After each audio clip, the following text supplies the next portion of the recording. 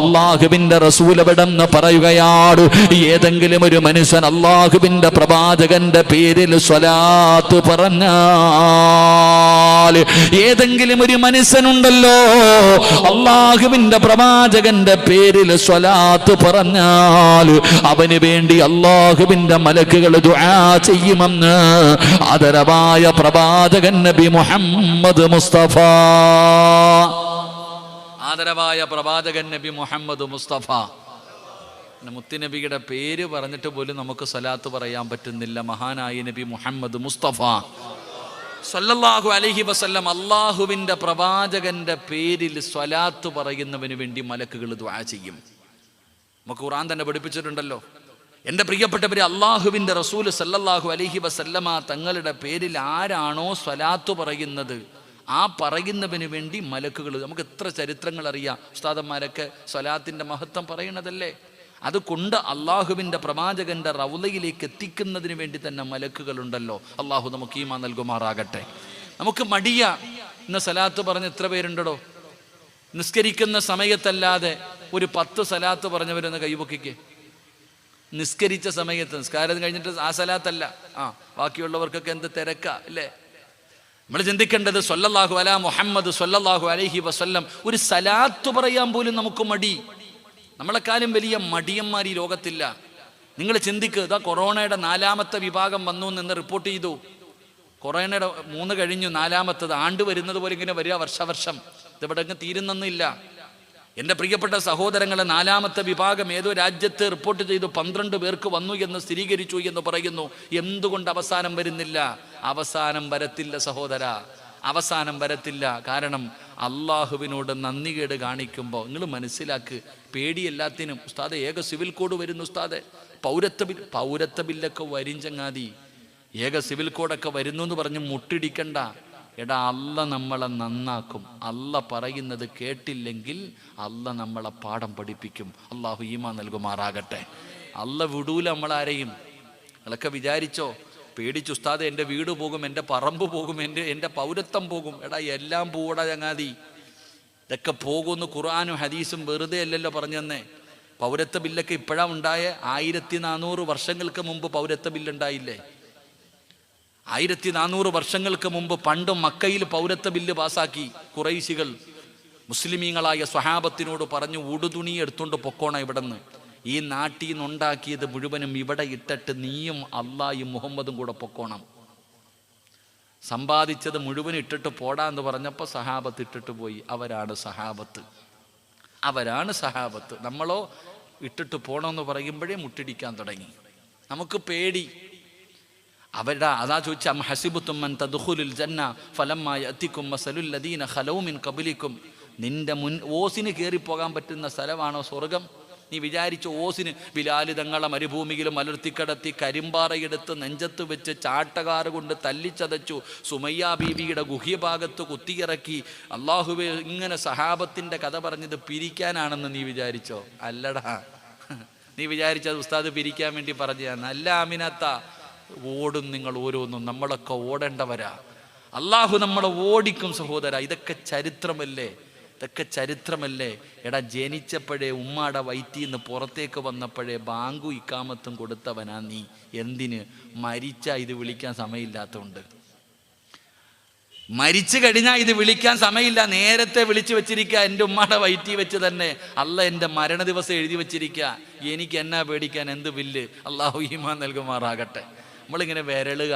ഓലപ്പടക്കം പൊട്ടിക്കുമ്പോഴേ നീ വരണ്ട, ഇനി അമുട്ട് വരുമ്പോൾ നീ എന്ത് ചെയ്യും? നീ എന്തൊക്കെ വരാൻ കിടക്കണ്? പേടിച്ച് വരണ്ടോണ്ട് നടക്കുക.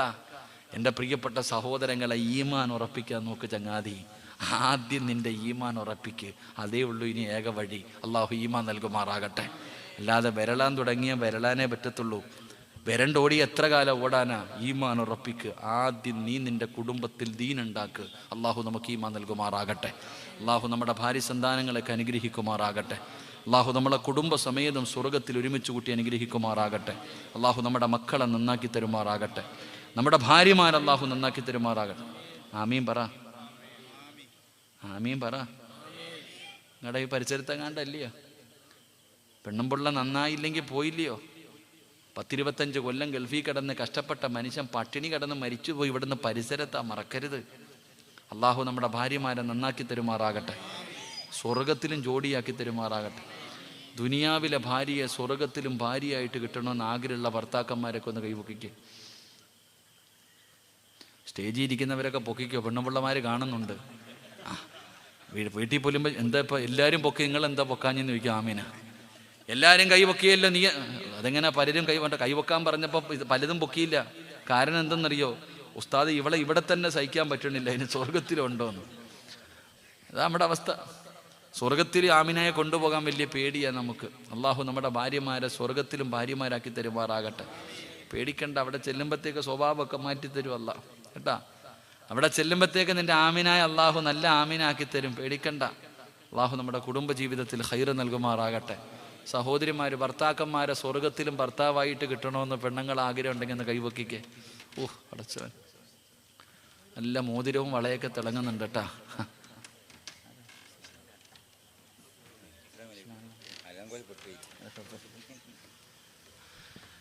അൽഹംദുലില്ലാ, അള്ളാഹു ഈമാൻ നൽകുമാറാകട്ടെ.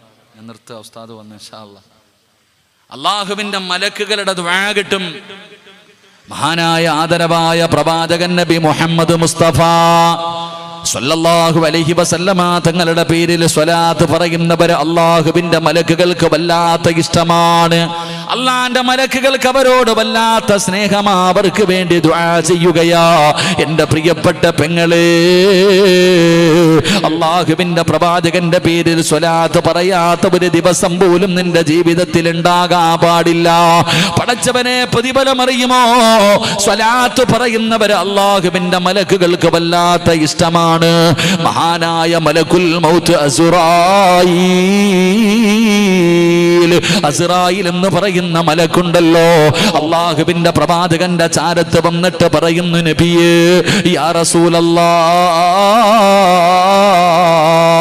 അള്ളാന്റെ റസൂലേ, അങ്ങയുടെ പേരിൽ സ്വലാത്ത് പറയുന്നവരെ എനിക്ക് വല്ലാത്ത ഇഷ്ടമാണ്, അവരോട് എനിക്ക് വല്ലാത്ത സ്നേഹമാണ്. അങ്ങയുടെ പേരിൽ സ്വലാത്ത് പറയുന്നവനോട് എനിക്ക് വല്ലാത്ത സ്നേഹമാണ്. അള്ളാന്റെ റസൂലിനോട് പറയുകയാണ്, ഞാൻ അവന്റെ റൂഹ് പിടിക്കുന്നത് എങ്ങനെയെന്നറിയുമോ? അള്ളാഹുവിന്റെ പ്രവാചകന്റെ പേരിൽ സ്വലാത്ത് പറയുന്ന മനുഷ്യനെ കുറിച്ച് അസ്റായീൽ എന്ന് പറയുന്ന മലക്ക് പറയുകയാണ്, ഞാൻ അവന്റെ റൂഹ് പിടിക്കുന്നത് എങ്ങനെയെന്നറിയുമോ? അന അഖ്ബിലു റൂഹഹു കമാ അഖ്ബിലുൽ അർവാഹുൽ അംബിയാ. അള്ളാഹുവിന്റെ പ്രവാചകനോട് അസ്റായീൽ എന്ന് പറയുന്ന മലക്ക് പറയുന്നു, യാ റസൂലല്ലാഹ്, അള്ളാന്റെ നബിയേ, ഞാൻ വേദനിപ്പിക്കില്ല നബിയേ, മരണവേദന കുറച്ചു കൊടുക്കും നബിയേ. എങ്ങനെയാ റൂഹ് പിടിക്കുന്നതെന്നറിയുമോ?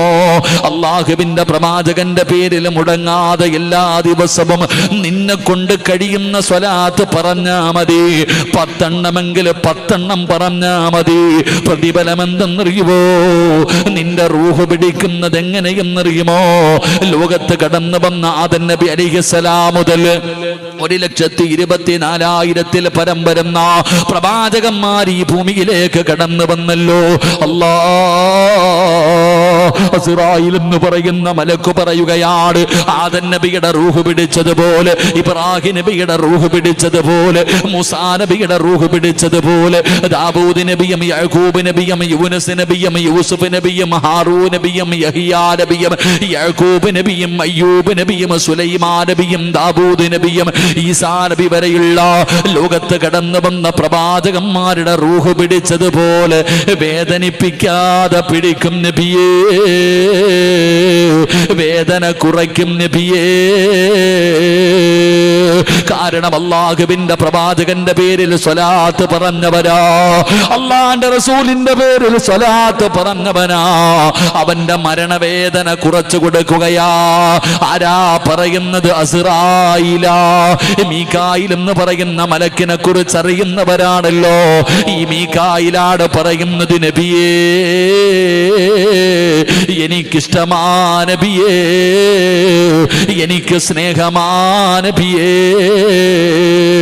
അല്ലാഹുവിന്റെ പ്രവാചകന്റെ പേരിൽ സ്വലാത്ത് പറഞ്ഞാൽ ആ മീകായിൽ എന്ന് പറയുന്ന മലക്ക് പറയുകയാ, എന്റെ പ്രിയപ്പെട്ടവരെ, ഖബറിനകത്ത് നിന്ന് എഴുന്നേറ്റ് വരുന്ന ഒരു ദിവസമുണ്ടല്ലോ, അല്ലാഹുവേ അല്ലാഹുവേ, ഖബറിനകത്ത് നിന്ന് എഴുന്നേറ്റ് വരുന്ന ഒരു ദിവസമുണ്ടല്ലോ, ആ ദിവസത്തെ കുറിച്ച് ഓർക്കാത്തതെന്താ?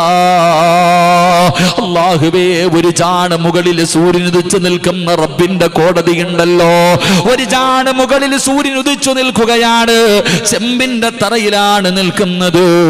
എന്തൊരു ദാഹമാ! ആ ഭയാനകമായ പരലോകമുണ്ടല്ലോ. എടാ ചെറുപ്പക്കാരാ, അതിന്റെ ശരീരം വിയർക്കുകയാണ്.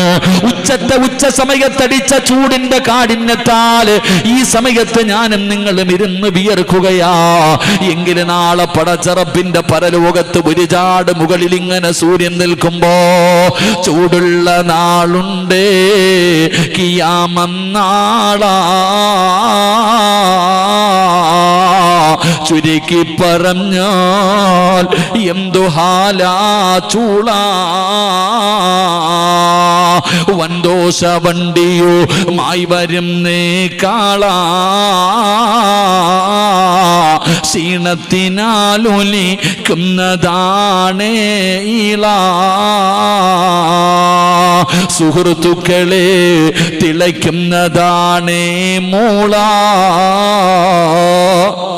അമലൊന്നുമില്ല അതങ്ങു ചെന്നാൽ കോളാ. അല്ലാഹുവേ, തലച്ചോറ് തിളച്ചിട്ട് മുഖത്തുകൂടെ ഒലിച്ചിറങ്ങുന്ന ഒരു ദിവസം വരാനുണ്ട്. ആ ദിവസമുണ്ടല്ലോ, ആ കഠിനമായ പീഡനങ്ങളുടെ ദിവസമുണ്ടല്ലോ, ആ ദിവസത്തിൽ നാളെ ഖബറിനകത്ത് നിന്ന് എഴുന്നേറ്റ് പോകുന്ന ദിവസമുണ്ടല്ലോ.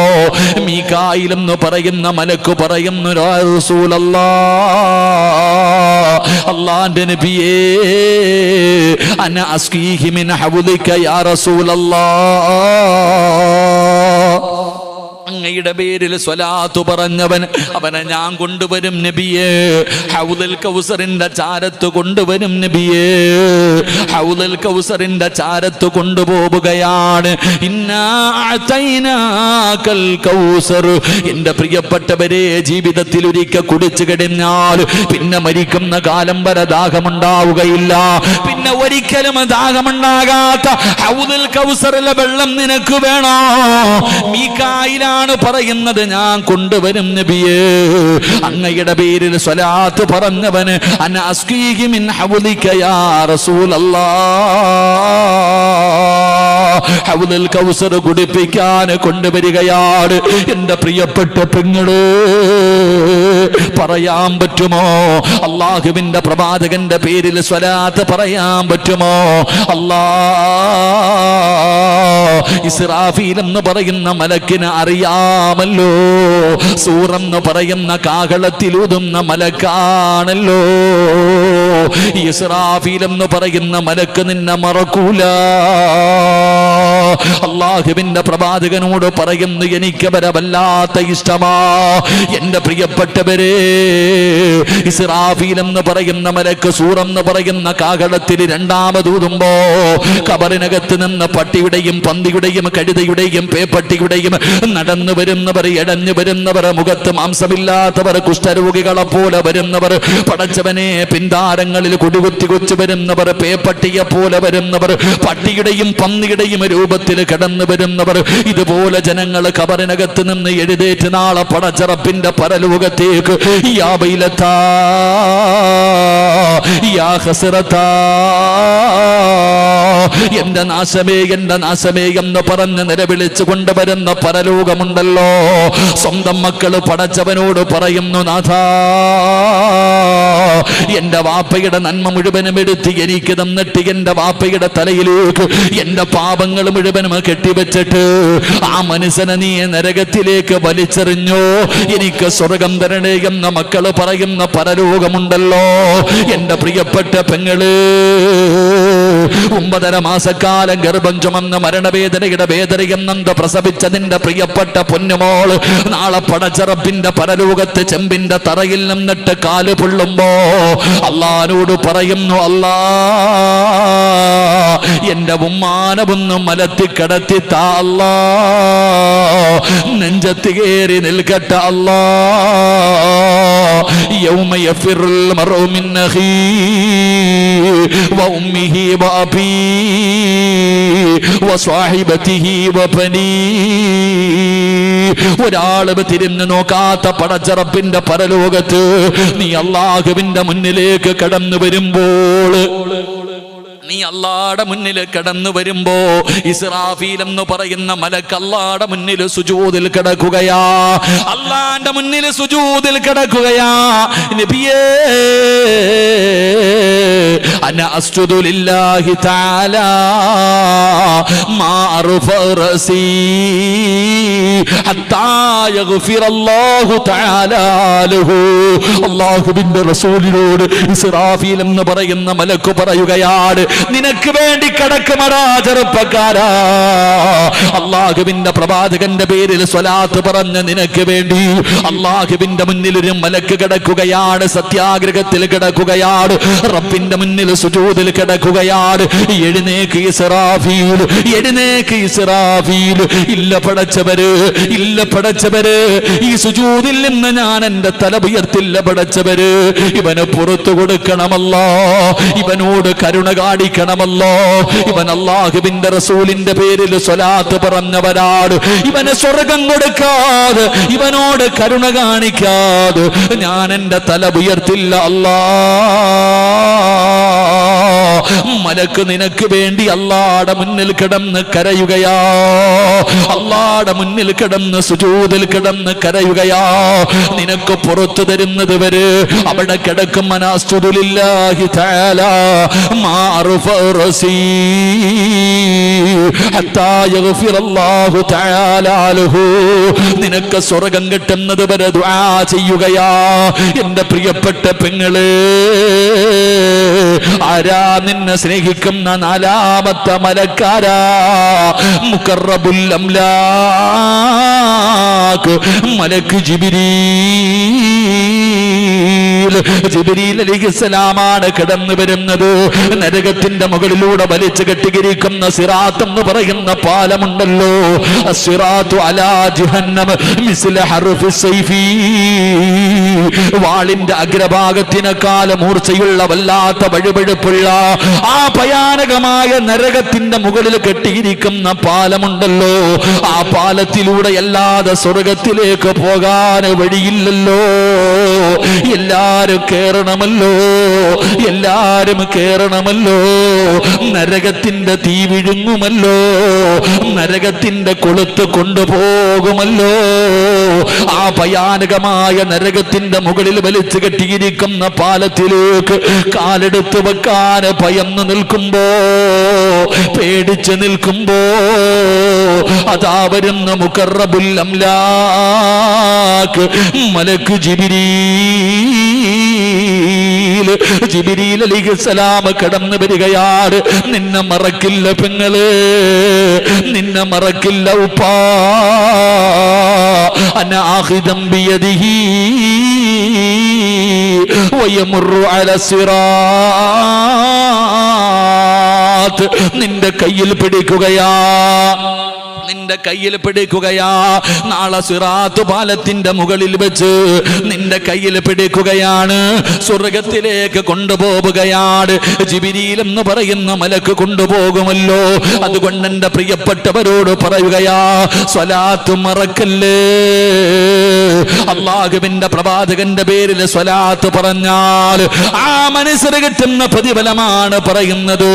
അല്ലാഹുവേ, ജനിച്ച കാലം മുതൽ മരിക്കുന്ന കാലം വരെ പാപം ചെയ്യാത്ത, പാപം പറയാത്ത, പാപം കാണാത്ത ഒരു നിമിഷം പോലും ഭക്ഷണം കഴിക്കാനോ വെള്ളം കുടിക്കുവാനോ ഉറക്ക പിടിക്കുവാനോ ചെലവഴിക്കാത്ത അള്ളാന്റെ മലക്കുകളുണ്ടല്ലോ.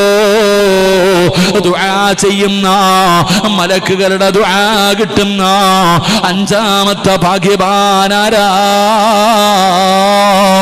അല്ലാഹുവിന്റെ റസൂലിന്റെ പേരിൽ സ്വലാത്ത് പറഞ്ഞവരാ. സ്വലാത്ത് പറയുന്നവർക്ക് വേണ്ടി മലക്കുകൾ ദുആ ചെയ്യുമെന്ന് ആദരവായ പ്രവാചകൻ നബി മുഹമ്മദ് മുസ്തഫ. ആദരവായ പ്രവാചകൻ നബി മുഹമ്മദ് മുസ്തഫ സല്ലല്ലാഹു അലൈഹി വസല്ലം. അല്ലാഹു നമുക്ക് ഈമാൻ നൽകി അനുഗ്രഹിക്കുമാറാകട്ടെ. എൻ്റെ പ്രിയപ്പെട്ട സഹോദരങ്ങളെ, 10 ഉണ്ട്. 1, തൗബ ചെയ്യുന്നവർക്ക് വേണ്ടി. ജീവിതത്തിൽ എന്ത് തെറ്റുവന്നാലും അള്ളാഹിനോട് പറ, നീ രക്ഷപ്പെടും. 2, ഇമാമിൻ്റെ ആമീൻ, ഫാത്തിഹ ഓതിക്കഴിഞ്ഞാൽ ആമീൻ പറയുന്നവർ. 3, നിസ്കാരപ്പായിരിക്കുന്നവർ. 4, എൻ്റെ പ്രിയപ്പെട്ട സഹോദരങ്ങളെ, 4ാമത്തെ വിഭാഗം, എൻ്റെ പ്രിയപ്പെട്ടവരെ, 3ാമത്തെ വിഭാഗം നിസ്കാരപ്പായിരിക്കുക. 4ാമത്തെ വിഭാഗം ആരാ? വെടികൊണ്ടതുപോലെ ഇരിക്കണം. 4ാമത്തെ വിഭാഗം ആരായിരുന്നു? ഒളുവോടുകൂടി കിടന്നുറങ്ങുന്നവർ. 5ാമത്തെ വിഭാഗം സ്വലാത്ത് പറയുന്നവർ. 5 പഠിച്ചു. ഇനി 5 കടം കിടക്കട്ടെ. അള്ളാഹു ഭാഗ്യം തരുമാറാകട്ടെ. അള്ളാഹു ഭാഗ്യം തരുമാറാകട്ടെ. എൻ്റെ പ്രിയപ്പെട്ട സഹോദരങ്ങളെ, 6ാമത്തെ വിഭാഗമാരാ? ഒന്നുകൂടെ പറഞ്ഞ് ദുആ ചെയ്യാം. ഇന്ന് ഈ സദസ്സിലിരിക്കുന്ന ചില ആൾക്കാരുടെ വീട്ടിൽ മലക്കുകൾ വരും. അള്ളാഹു ഭാഗ്യം തരുമാറാകട്ടെ. ഇന്ന് ഈ സദസ്സിലിരിക്കുന്ന നിങ്ങളിൽ ചില ആൾക്കാരുടെ വീട് കാണാൻ ആര് വരും? ഇന്ത്യയുടെ പ്രധാനമന്ത്രി വരുവോ? വരൂല്ല. കേരളത്തിൻ്റെ മുഖ്യമന്ത്രി വരുവോ? വരൂല്ല. പിന്നെ ആര് വരും? അള്ളാഹുവിൻ്റെ മലക്കുകൾ നിൻ്റെ വീട്ടിൽ ഇറങ്ങി വരും. അള്ളാഹു നമ്മുടെ വീട് അങ്ങനെയാക്കി തരുമാറാകട്ടെ. അള്ളാഹു നമ്മുടെ വീട് അങ്ങനെയാക്കി തരുമാറാകട്ടെ. ഏത് വീട്ടിലാ മലക്കുകൾ വരിക? ഏത് വീട്ടിലാ മലക്കുകൾ വരിക? എൻ്റെ പ്രിയപ്പെട്ട സഹോദരങ്ങളെ, ഞാനൊരു വീടിനെ കുറിച്ച് പറയാം. നിങ്ങൾ അള്ളാഹിൻ്റെ ഖുർആൻ എടുത്ത് നോക്ക്. ഒരു വീടിനെ കുറിച്ച് ഖുർആൻ പറയുന്നു. അള്ളാഹുവിൻ്റെ പരിശുദ്ധമായ ഖുർആൻ എടുത്ത് നോക്ക്. ഒരു വീടിൻ്റെ ചരിത്രം അല്ലാഹ് പറയുന്നുണ്ട്. ഏത് വീടെന്നറിയുമോ? എൻ്റെ പ്രിയപ്പെട്ട സഹോദരങ്ങളെ, മഹദിയായ ഉമ്മു സുലൈം റളിയല്ലാഹു തആല അൻഹ. ഉമ്മു സുലൈം എന്ന് പറയുന്ന ഭാര്യ വീടിൻ്റെ വാതിലിൽ തൻ്റെ ഭർത്താവിനെയും തൻ്റെ മകനെയും കാണാഞ്ഞിട്ടിങ്ങനെ കാത്തു നിൽക്കുകയാണ്. അതാ കണ്ട പെണ്ണ് റസൂലുള്ളാഹി സ്വല്ലല്ലാഹു അലൈഹി വസല്ലമ തങ്ങളുടെ മുന്നിലേക്ക് നിസ്കരിക്കാൻ പോയ മകനെയും ഭർത്താവിനെയും കാത്ത് വീടിൻ്റെ വാതിൽ നിൽക്കുകയാണ്. ഒരു പാട്ട് തന്നെ ഉണ്ടല്ലോ, അപ്പോൾ പൂമുഖവാതുക്കൽ സ്നേഹം വിടർത്തുന്ന പൂന്തിങ്കളാണ് എൻ്റെ ഭാര്യ. അല്ലേ? ഏത് ഭാര്യ അപ്പ പൂന്തിങ്കളും പിടിച്ചോണ്ട് വീടിൻ്റെ മുമ്പിൽ നിൽക്കണേ? ഏത് ഭർത്താവിനെ കാത്ത് ഏത് ഭാര്യ നിൽക്കണങ്ങളെന്ന് പഠിച്ചു വയ്ക്കേ. ഒന്നും പറയാൻ പറ്റൂല, കാരണം കേസെടുത്ത് കളയും. അല്ലാഹു കാക്കുമാറാകട്ടെ. അല്ലേ? സ്വന്തം ഇഷ്ടത്തോടു കൂടി ശാരീരികമായി ബന്ധപ്പെട്ട് കഴിഞ്ഞാൽ കേസില്ല. എന്ത് നല്ല നാടില്ലേ? ഇവിടെ പെൺമക്കൾ ആലിച്ചു നോക്കറപ്പേ. ഇപ്പം 21 വയസ്സായി, അതാ അടുത്ത പടക്കം. 18 വയസ്സാകുമ്പോൾ ചാടാൻ വേണ്ടി ക്ലാസ്സൊക്കെ നിർത്തിയിരുന്ന കാമുകൻ, പാവപ്പെട്ടവൻ. 18 വയസ്സാകുമ്പോഴത്തേക്ക് എന്നാ മോളെ നിനക്ക് 18 തികയുന്നത്? അന്ന് ഞാൻ വരും, നീ ചാടണം. കാമുകൻ പറഞ്ഞു കൊടുത്തു. കോടതി കൊണ്ടുപോകുമ്പോൾ ജഡ്ജി സാറ് ചോദിക്കും, നിനക്ക് സ്വന്തമായി തീരുമാനമെടുക്കാൻ പ്രായപൂർത്തിയായിട്ടുണ്ട്, വാപ്പാനെ ഉമ്മാനെയും വേണോ കാമുകനെ വേണോ? കാമുകനെ വേണമെന്ന് പറഞ്ഞാൽ കൂടെ വിടുമെന്ന് പറഞ്ഞ് ക്ലാസ്സൊക്കെ കൊടുത്ത് നിർത്തിയിരുന്ന ഇപ്പം ആകാശത്ത് നോക്കിയിട്ട് നക്ഷത്രം എണ്ണുന്നുണ്ട്. അള്ളാഹു ഈമാൻ നൽകുമാറാകട്ടെ. നിങ്ങൾ ആലോചിക്ക്. നിങ്ങൾ മനസ്സിലാക്കേണ്ട ഒരു കാര്യം എന്തെന്നറിയോ? 3 പെൺമക്കളുള്ള വാപ്പമാരെന്ന് കൈവക്കിക്കേ ആരെങ്കിലും ഉണ്ടെങ്കിൽ. 2 ഉള്ളത്, 2 പെൺമക്കളുള്ളവർ, 1 ഉള്ളത്, രക്ഷപ്പെട്ടു. പൊതുവിൽ എന്തെന്നറിയോ? ഇല്ലാത്തൊരു പോട്ട വാപ്പ. നമ്മളെന്ത് ചെയ്യാനാ? അള്ളാഹ് തരണ്ടേ? അള്ളാഹു എന്താ പറയാ? നബി സല്ലല്ലാഹു അലൈഹി വസല്ലമ തങ്ങൾ പറഞ്ഞു, ഏതെങ്കിലും ഒരു മനുഷ്യന് 3 പെൺകുട്ടികളുണ്ട്. അള്ളാഹു 3 പെൺമക്കളെ കൊടുത്തു. ആ 3 പെൺമക്കളെ നല്ല രീതിയിൽ വളർത്തി വിവാഹം കഴിച്ചു കൊടുത്താൽ ആ വാപ്പയും ഉമ്മയും സ്വർഗത്തിൽ എൻ്റെ കൂടെയാണെന്ന് ആദരവായ പ്രവാചകൻ നബി മുഹമ്മദ് മുസ്തഫ പറഞ്ഞേ.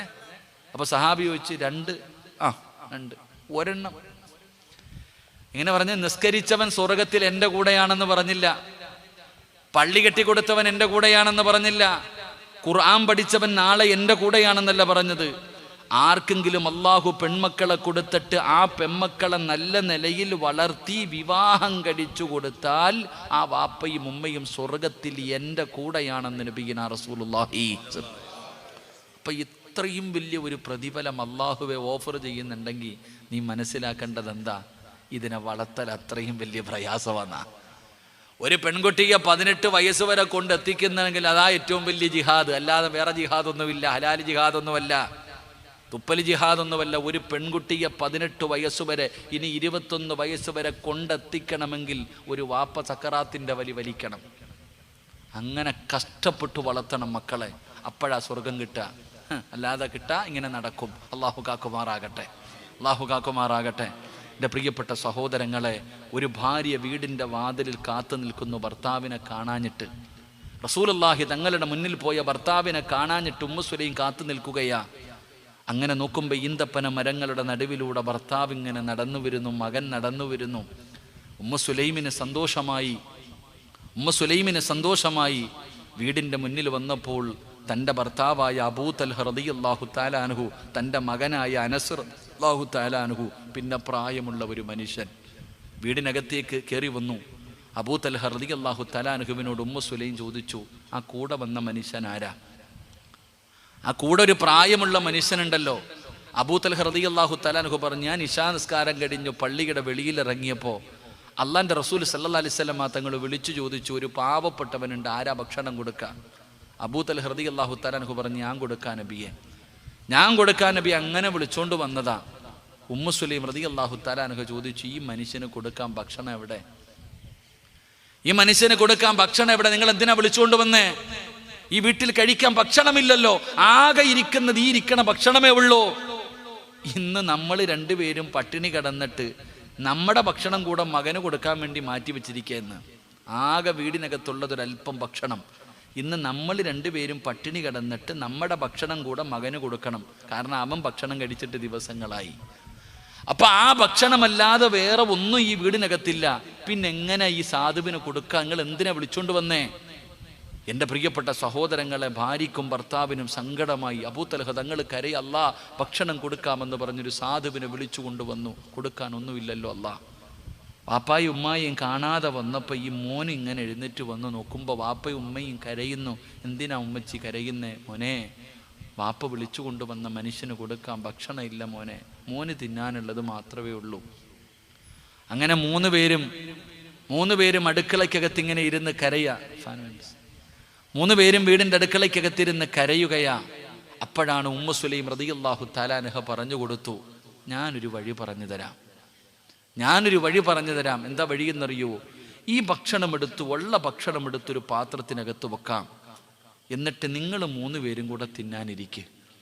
വാപ്പയും മകനും ആ മനുഷ്യനും കൂടെ ആ പാത്രത്തിൻ്റെ അടുത്ത് തിന്നാനിരിക്കുക. ഭക്ഷണത്തിലേക്ക് തിന്നാനിരുന്ന് കഴിയുമ്പോൾ ഉമ്മ മകനോട് പറഞ്ഞു കൊടുത്തു, മോൻ എന്ത് ചെയ്യണം? വിളക്കണയ്ക്കണം. അടുത്ത് കത്തിച്ച് വെച്ചിരിക്കുന്ന വിളക്ക് എൻ്റെ പൊന്നുമോനങ്ങ് തട്ടി അണയ്ക്കണം. എന്നിട്ട് മോൻ വാരി തിന്നരുത് കേട്ടാ, തിന്നുന്നത് പോലെ അഭിനയിച്ചാൽ മതി. 11 വയസ്സുള്ള അനസ് എന്ന് പറയുന്ന പട്ടിണി കിടന്ന ദിവസങ്ങളായി ഭക്ഷണം കഴിച്ചിട്ട് വയറ് നിറച്ചിട്ട് ആ മകനോട് ഉമ്മ പറഞ്ഞു കൊടുത്തു, മോൻ എന്ത് ചെയ്യണം? വിളക്ക് അണച്ചിട്ട് എൻ്റെ മോൻ വാരി തിന്നരുത്. ആ പാവപ്പെട്ടവൻ ഭക്ഷണം കഴിക്കട്ടെ, എൻ്റെ മോൻ എന്ത് ചെയ്താൽ മതി? അഭിനയിച്ചാൽ മതി. ഒരു പാത്രത്തിൽ ഭക്ഷണം എടുത്തു വെച്ചു. 3 പേരും കൂടെ തിന്നാനിരുന്നു. അനസ് റളിയല്ലാഹു തആല അൻഹു ഭക്ഷണത്തിൽ നോക്കി, ഉമ്മാടെ മുഖത്ത് നോക്കി. കാരണം ഭക്ഷണം കഴിച്ചിട്ട് ദിവസങ്ങളായി. അനസ് റളിയല്ലാഹു തആല അൻഹു പക്ഷേ സ്വാലിഹായ മകനാ, ഉമ്മ പറഞ്ഞാൽ അനുസരിക്കുന്ന മകൻ. ഉമ്മ പറഞ്ഞതുപോലെ വിളക്കണച്ചു. എന്നിട്ട് അവിടെ ഇരുന്ന് അഭിനയിച്ചു. ആ സാധുവായ മനുഷ്യൻ ഇതൊന്നും അറിയാതെ ഭക്ഷണം വാരിക്കഴിച്ചു. അവസാനം അൽഹംദുലില്ലാ എന്ന് പറഞ്ഞ് ദുആ ചെയ്തിറങ്ങിപ്പോയി. അവർ 3 പേരും അന്ന് പട്ടിണി കിടന്നു. വാപ്പയും ഉമ്മയും മകനും ആരും പരാതി പറഞ്ഞില്ല. അവർ 3 പേരും അന്ന് രാത്രി അവിടെ തിരിഞ്ഞും മറിഞ്ഞു ഉറക്കം വരാതെ കിടന്നുറങ്ങിയപ്പോഴോ സുബഹിക്ക് ബാങ്ക് വിളിച്ചു. അബൂ തൽഹ റളിയല്ലാഹു തആല അൻഹു ചാടി എഴുന്നേറ്റിട്ട് ഭാര്യയെ വിളിച്ചു, മകനെ വിളിച്ചു നിസ്കരിക്കാൻ. പൊന്നുമകൻ പറഞ്ഞു, ഉപ്പാ എനിക്ക് ശരീരം തളരുന്നു വാപ്പ ചുമലിൽ കയറ്റി കൊണ്ടുപോകാൻ മോനെ പള്ളിയിൽ. അനസ് റളിയല്ലാഹു തആല അൻഹുവിനെ തൻ്റെ ചുമലിലെടുത്ത് പള്ളിയിൽ കൊണ്ടുപോയി സുബഹി നിസ്കരിച്ചു. നിസ്കാരം കഴിഞ്ഞപ്പോൾ അള്ളാഹുവിൻ്റെ റസൂൽ സല്ലല്ലാഹു അലൈഹി വസല്ലമ തങ്ങൾ ചോദിച്ചു, അയിന അബൂതൽഹ എവിടെ? എൻ്റെ അബൂതൽഹ എവിടെ? പള്ളിയുടെ ഏറ്റവും പുറകിലൊരു മൂലയിൽ തളർന്നിരുന്നു കൊണ്ട് പറഞ്ഞു, ലബ്ബൈക യാ റസൂലല്ലാഹ്, ഞാനിവിടെ ഉണ്ട് നബിയെ. അടുത്തേക്ക് വിളിച്ചു. എന്നിട്ട് റസൂലുള്ളാഹി തങ്ങൾ പറഞ്ഞു, ഇന്നലെ വിളക്കണച്ചട്ട് നടത്തിയ ഒരു വിരുന്നുണ്ടല്ലോ, നിന്റെ വീടിൻ്റെ അകത്ത് ഇന്നലെ വിളക്കണച്ചട്ട് നടത്തിയ ഒരു വിരുന്നുണ്ടല്ലോ, ആ വിരുന്ന് അള്ളാഹുവിന് വല്ലാതെ ഇഷ്ടപ്പെട്ടു. അബൂതൽഹ റളിയല്ലാഹു തആല അൻഹു ചോദിച്ചു, നിങ്ങൾ എങ്ങനെ അറിഞ്ഞു നബിയെ? എൻ്റെ വീടിനകത്ത് നടന്ന കാര്യം നിങ്ങൾ എങ്ങനെ അറിഞ്ഞു? അപ്പോഴാണ് അള്ളാഹുവിൻ്റെ റസൂൽ സല്ലല്ലാഹു അലൈഹി വസല്ലമ തങ്ങൾ പറഞ്ഞു, ഖുർആനിൽ ആയത്തിറങ്ങി, നിന്റെ വീടിനെ കുറിച്ച് അള്ളാന്റെ ഖുർആനിൽ ആയത്തിറങ്ങി. ഇന്നലെ ജിബ്രീൽ അലൈഹിസ്സലാമിന്റെ അടുക്കൽ വന്ന് ഖുർആനിന്റെ ആയത്ത് ഓതി തന്നു. വല്ലദീന തബവ്വഉദ്ദാറ വൽ ഈമാന മിൻ ഖബ്ലിഹിം യുഹിബ്ബൂന മൻ ഹാജറ ഇലൈഹിം വലാ യജിദൂന ഫീ സുദൂരിഹിം ഹാജതൻ മിമ്മാ ഉതൂ വയുസിറൂന അലാ അൻഫുസിഹിം വലൗ കാന ബിഹിം ഖസാസ. അല്ലാഹുവിന്റെ പരിശുദ്ധമായ ഖുർആനിൽ ഇന്നലെ ആയത്തിറങ്ങി, നിന്റെ വീടിനെ കുറിച്ച് അല്ലാഹുവിന്റെ ഖുർആനിൽ ആയത്തിറങ്ങി എന്ന് മുത്തുനബി അവിടെ നിന്ന് പറഞ്ഞു കൊടുക്കുമ്പോ, എന്റെ പ്രിയപ്പെട്ടവരെ, ഖുർആനിൽ ആയത്തിറക്കാൻ നമ്മളെ കൊണ്ട് കഴിയില്ല. കാരണം ഖുർആൻ പരിപൂർണമായി. പിന്നെ ചെയ്യാൻ പറ്റുന്ന ഒരു കാര്യം എന്തെന്നറിയുമോ? അള്ളാന്റെ റസൂല് പറഞ്ഞ, അബൂതൽഹ, നീയും നിന്റെ ഭാര്യയും നിന്റെ മകനും സദഖ ചെയ്തിട്ട് പട്ടിണി കിടക്കുന്നത് കാണാൻ അള്ളാന്റെ മലക്കുകൾ ഇറങ്ങി വന്നല്ലോ. ആകാശലോകത്ത് നിന്നും മലക്കുകൾ ഇറങ്ങി വരികയാണ്. അബൂതൽഹയുടെ വീട് കാണാൻ, ഉമ്മു സുലൈമിന്റെ വീട് കാണാൻ, അനസിന്റെ വീട് കാണാൻ അള്ളാഹുവിന്റെ മലക്കുകൾ സുബഹി വരെ ഇറങ്ങി വന്നെന്ന് നബി മുഹമ്മദ് മുസ്തഫ സല്ലല്ലാഹു അലൈഹി വസല്ലമ തങ്ങൾ പറയുമ്പോ, എന്റെ പ്രിയപ്പെട്ടവരെ, പാപങ്ങളെ മറക്കല്ലേ, രോഗികളെ മറക്കല്ലേ, മുന്നിൽ വരുന്നവനെ ആട്ടി ഓടിക്കല്ലേ.